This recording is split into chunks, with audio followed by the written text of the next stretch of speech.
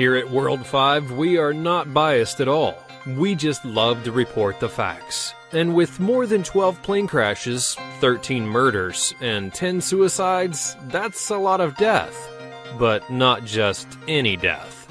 Join us as we look at the connection to Bill and Hillary Clinton and their alleged death victims. It all begins with Ron Brown. Now, there's a reason that Ron Brown is first on our list. He was the first African American to become the U.S. Secretary of Commerce, and he also served during the first term of Bill Clinton's presidency. So, how exactly did Ron Brown die, and why are people so suspicious about the circumstances that surround his death? As it turns out, Brown was killed during a plane crash near Dubrovnik in Croatia in 1996, and many people believe that Bill Clinton was involved in his murder. Brown was near indictment and threatened Clinton that he would not go down alone. The day afterwards, Brown's lawyer was murdered in a drive-by shooting. And the day after that, an air traffic controller in charge of the plane during the crash was found dead. Now, Brown may have been shot in the head during the flight, according to X-rays, and the United States claims that there was no black box found on the plane, even though television shows aired teams pulling it out. Sounds rather suspicious, don't you think? Bill Shelton and Kathy Ferguson. We're putting these two together on our list because they were engaged. They were also both connected to Clinton, and both died just 1 month apart. And what was their cause of death? Well, it was ruled as a suicide. But was it really?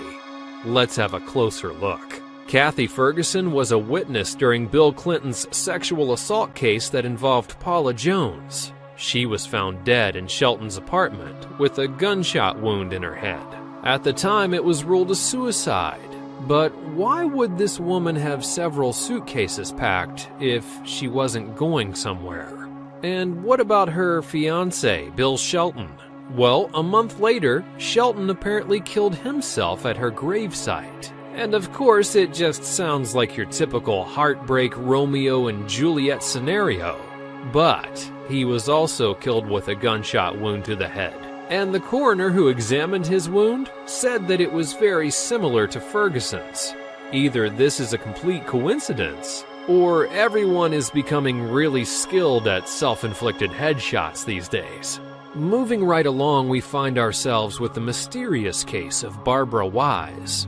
Wise's death is by far the most mysterious out of any on our list. The Commerce Department employee apparently worked closely with Ron Brown and another associate. She was also suspected of leaking certain commerce documents which allegedly exposed Chinese espionage, which is, of course, plenty of reasons to get on Clinton's bad side. Someone must have had a really deep hatred for the woman, because she was found dead and locked inside of her own office. She was also bruised from her head down to her waist, and to this date, no one's ever discovered the reason why.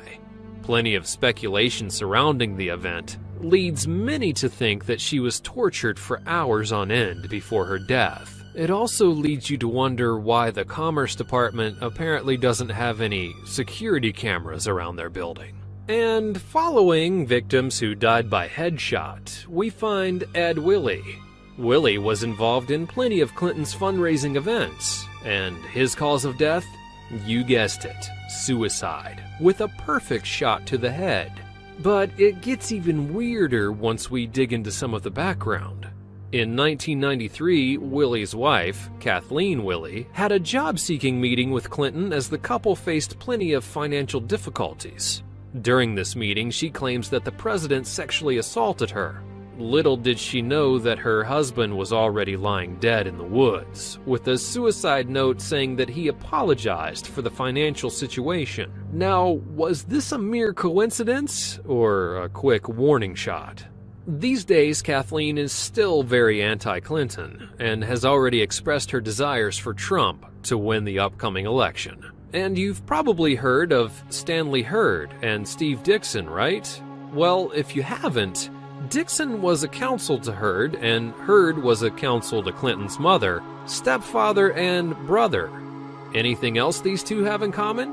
Well, both of them died in a plane crash, on the exact same plane. And if that's not suspicious enough for you, get this. Their plane took off and had to make an emergency landing as a fire erupted on board. Everyone was able to exit the plane, and then they rented a new plane. And then guess what happened? They discovered a new issue on the new plane and had to return again. On the way back to the airport, the plane just mysteriously crashed, and someone had enough of their playing around. But not all of the victims died by headshot or plane crash. Now we focus on the murder of Seth Rich, a Democratic National Committee staffer who was killed in July of 2016 when the police found his body on the floor and quickly ruled it an attempted robbery. But there's something odd here. All of his personal items, his wallet, and his phone were still in his possession. But what makes Seth Rich so special? And why would he even be a target? Some people suspect that he could have been involved in a large DNC email WikiLeaks scandal and was persuaded by Bernie Sanders. Kind of strange, isn't it? And have you ever heard people say, if I'm ever found dead, it was murder in the movies? Well, film comes to real life in the form of Victor Thorne. Victor Thorne is our next alleged Clinton murder victim.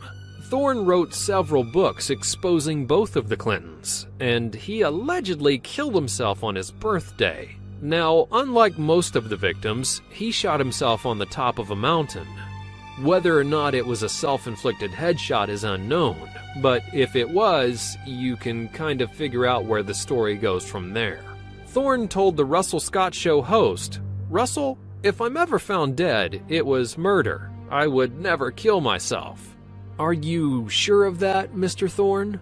But these events go way back and include Jerry Parks. Parks was Clinton's head of gubernatorial security in Little Rock, Arkansas.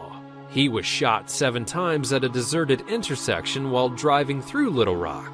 Parks' wife and son claim that his death was not a coincidence, and according to them, Parks had plenty of files stating the sexual escapades of Bill Clinton. He was also reportedly hired by Vince Foster on behalf of Hillary Clinton, who was convinced that her husband wasn't faithful. Both Parks and Foster were killed. Now, it makes things even weirder that a reporter claims that the exact files that Parks' wife and son were talking about were stolen from his office just a few weeks before his death. And of course, Parks is connected to our next 2 victims, Kevin Ives and Donald Henry. These 2 teenagers were found dead on some railroad tracks in Arkansas and were killed way before the train ever hit them. Their death was quickly ruled a drug overdose, but several people claim that it was just a cover-up. A witness states that they saw police beating the boys, which could mean that the teens had some involvement in a drug smuggling operation surrounding Bill Clinton. And why do people think that their deaths were not accidental? Autopsies reveal that Kevin died from a crushed skull before he was ever placed on the tracks. And Donald? Well, he was stabbed in the back, and not metaphorically.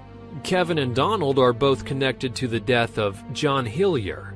The NBC cameraman was working on several cases that could easily expose the Clintons, and he was also involved in exposing the Arkansas drug smuggling operation. Hillier and his associates became friends of Gary Parks, the son of Jerry Parks, who we mentioned earlier, and they stayed at the safe house where they could discuss the events and further mysteries behind the Clintons. And if that's not convincing enough for you, each person that Hillier tried to interview regarding the case mysteriously died, and it became enough for Hillier to fear for his life. One day he called up his journalist and stated that he discovered new leads for the case. They planned on meeting, but apparently Hillier died of a heart attack just a few days later. Was it a coincidence? Maybe too much stress to look after his health? We may never know. And the list goes on and on and on, including Vince Foster, Hillary's law partner, who suspiciously died, of course believed to be a suicide. But what do you know? Tell us in the comments below. And while you're here, be sure to subscribe to our channel for more videos like this one, and check out some of our other videos on the Clintons before you go. Thanks for watching.